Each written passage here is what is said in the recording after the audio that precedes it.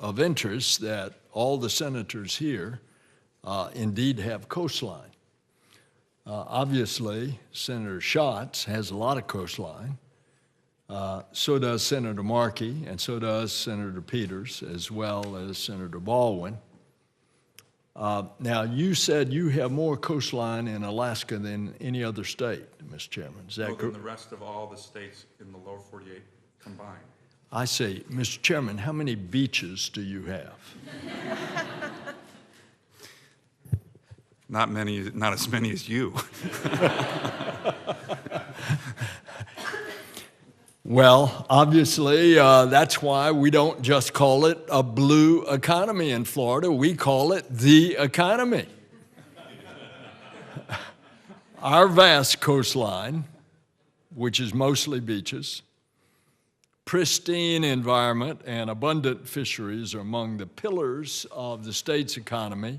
It's a multi-billion-dollar tourism industry, commercial, recreational fishing, and marine manufacturing. All of that is inextricably connected to the health of our waters.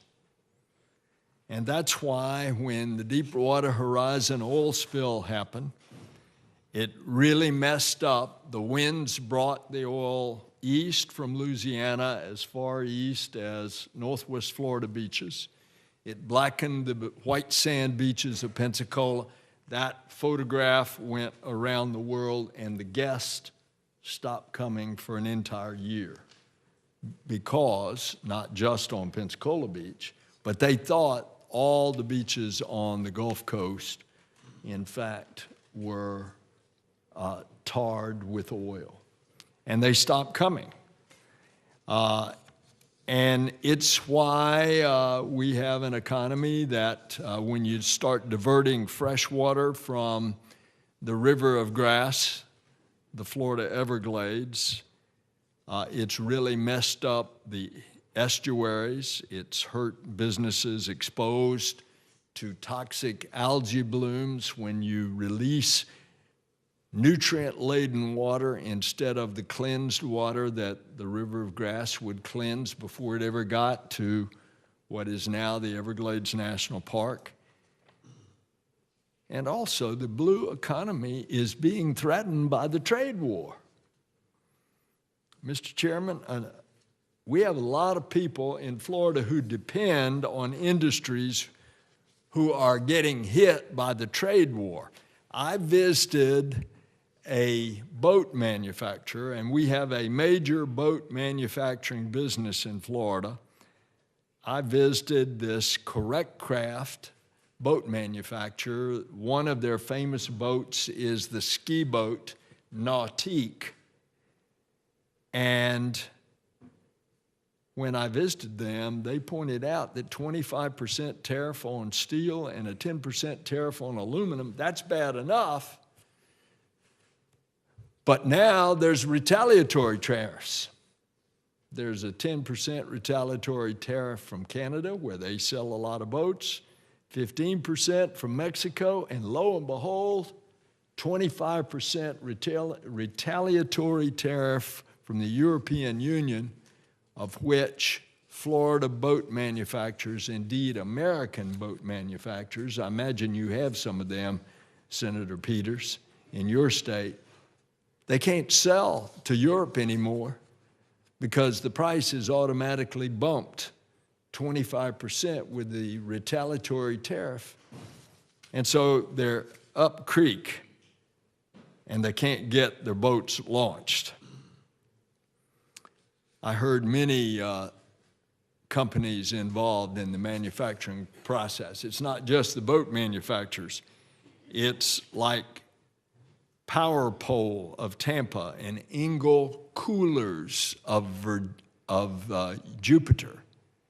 And it's like Marine Metal Products and 13 Fishing of Clearwater.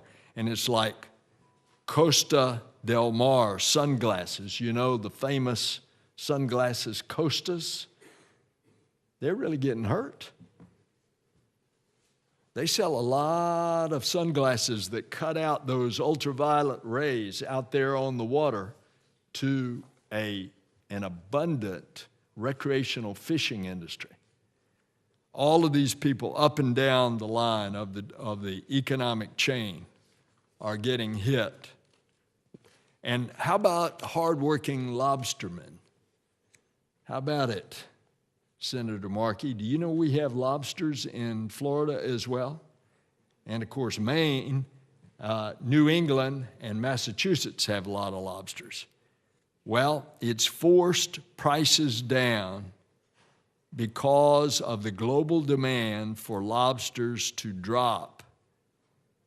The president's tariffs are causing this global demand to drop, forcing the prices down to $5 or $6 a pound from what was $12 a pound.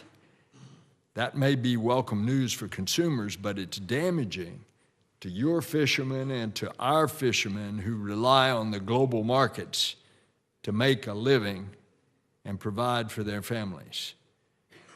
And so, from lobster fishermen to boat manufacturers to the cooler manufacturers to the sunglass manufacturers, it's staggering if it happens that those that are being laid off, and that is what is happening, people are getting laid off.